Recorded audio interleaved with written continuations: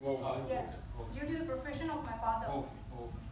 Sir, अच्छा काफ़ी government employees हैं जो एज ए जर्नलिस्ट काम कर रहे हैं, ठीक है, और वो जर्नलिस्ट जो हैं वो सिर्फ अपने शौक के लिए काम कर रहे हैं, जैसे आपने कहा ना these are contact people, और वो इस तरह ही यूज़ हो रहे हैं।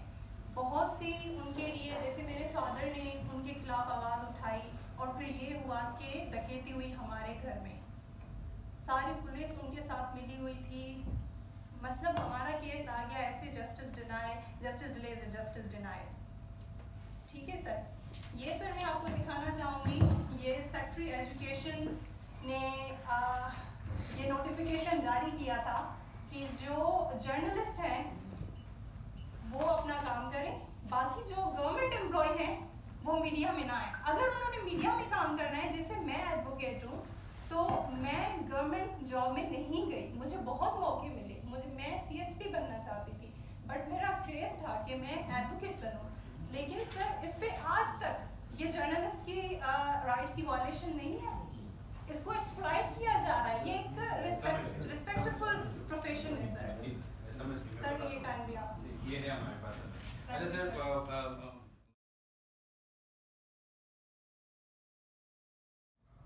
and it's not confined to Pakistan alone. Even in the recent years in India, and one of the leading Indian journalists, late Kuldeep Nair, once wrote that even in the Indian newspapers, paid news items used to be published. You know, and once he said, once I raised this question to a leading Indian newspaper owners, and he told me that if you can't do work, if you have certain ethics, you can join any other newspaper. So that's the problem. One of the dangerous part of Pakistani journalism today and media's landscape is the induction of the new owners. Most of these owners are bringing news outlets not to serve journalism, but to protect their shady business. Many of the real estate owners are now in this business. Many people who hardly have any know-how about journalism or about the media structure are now the owners, and we are the employees. And we have to follow their directions.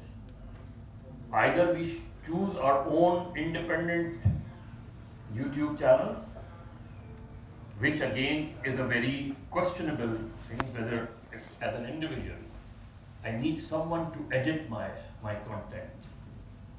And that is the problem with the YouTubers. That they have no editing at all. They don't know the basics whether what they are saying could be harmful to the society or not.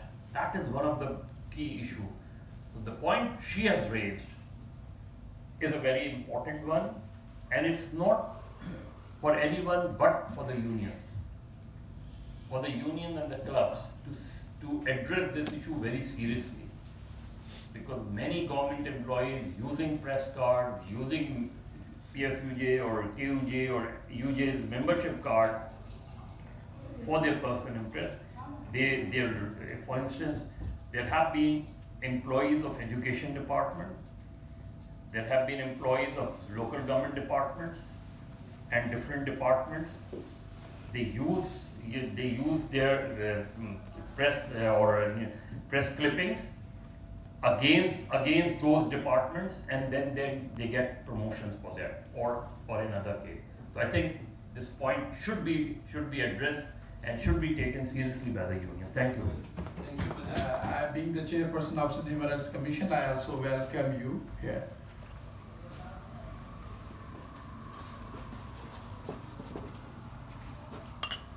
I think as a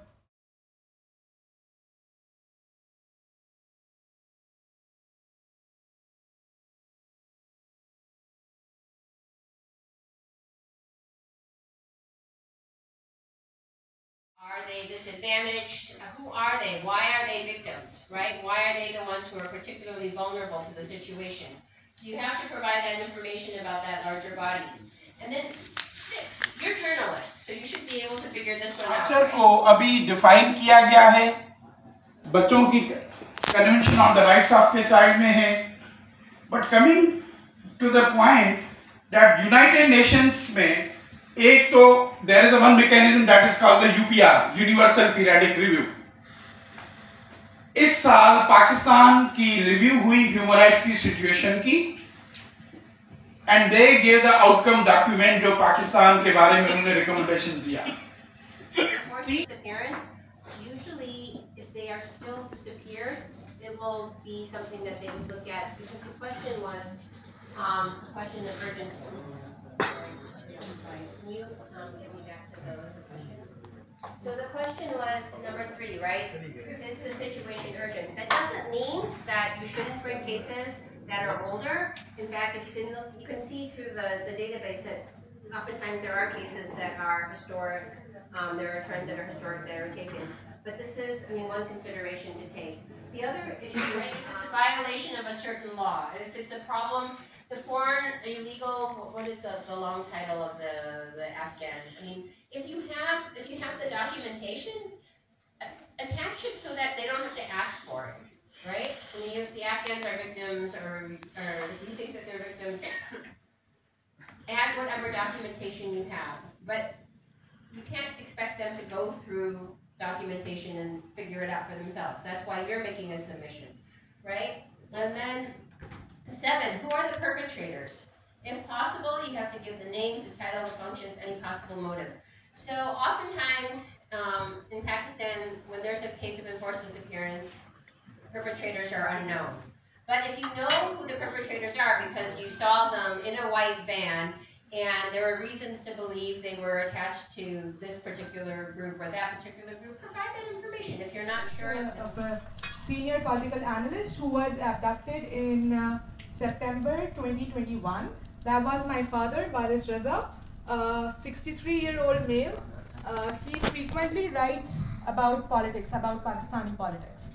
And one of his articles dealing with the PTI regime is after the disappearance happened.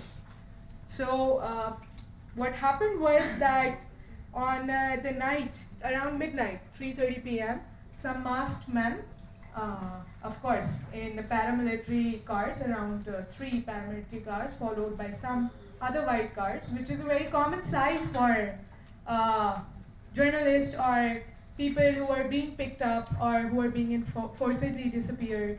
So unke liye it's a very common sight. This happened. They barged in our home and they took our father away. We had no contact with him. We had nobody who could tell us where exactly is our father. And given his age, he had an operation as well just before his disappearance. And that was a major concern. The no information about his whereabouts as well as his health. These were significant concerns that were there in front of us, and we could just find nothing apart from the civil society, the progressive political organizations, the press organizations like KUJ, like PFUJ, Human Rights Organization, HRCP. These organizations in Pakistani civil society came to help, and he was released 20 hours after being forcibly disappeared. However, to date, on his case, there has been no, so for example, we do know that who the unidentified, identified perpetrators of this incident could have been. But as such, there is no confirmation, there is no identification of these people. This case hasn't been taken up. This case hasn't, this and many other such cases. Like, this is the basis to highlight, of course, many other such cases that happen with journalists, where journalists are forcibly disappeared just because they have tried to uphold the journalistic principles and ethics. And it's like that upholding the journalistic principles and ethics in Pakistan, despite the presence of Article 5, despite the presence of Article 19, freedom of speech, freedom of liberty, and of course this National Assembly bill that was passed in November 2021. This occurrence is very common. This the journalist being disappeared is very, very common. There has been no what you can say, no such mechanisms that are largely available to the masses to inform the families of these journalists on how to, go about such cases, where to find the right people they can talk to or they can mobilize so that their beloved comes back. So this is something that we wanted to highlight. Also, is critical to identify that Pakistan is a signatory of the UN conventions against enforced disappearance, and also has this bill in place. Also, there are articles that are in place which Pakistan can implement and can make things better for the journalist. At least, if we talk about political dissent, then this particular case highlights that does not really have a space in the journalistic sphere because of the threat and intimidation that it suffers from. Thank you.